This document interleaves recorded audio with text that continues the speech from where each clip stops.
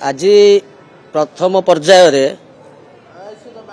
District and sessions court रे आमर bell शुणाणी थिला किंतु जेहेतु आईन अनुसार पुलिस तांकर केस डायरी दाखल करना सेतिपाई एही तारीख को आउ गोटे तारीख को धार्य करागला सेही तारीख समय समय भितर पुलिस तांकर करिथिबा तदंत रो समस्त केस डायरी की कोर्ट रे दाखल करिवे। ए केस रो धार्य करागला 16 तारीख को 16/1/2025 को धार्य करा जायछि एवं सही तारीख रे पुलिस तदंत रिपोर्ट प्रदान कला परे यार शुणाणी करा जिवो। जेहेतु पुलिस तार आईन रो प्रक्रिया तदंत जारी रखिछि तेणु से तदंत रे आमे अंतर्भुक्त करि परिबु नाही।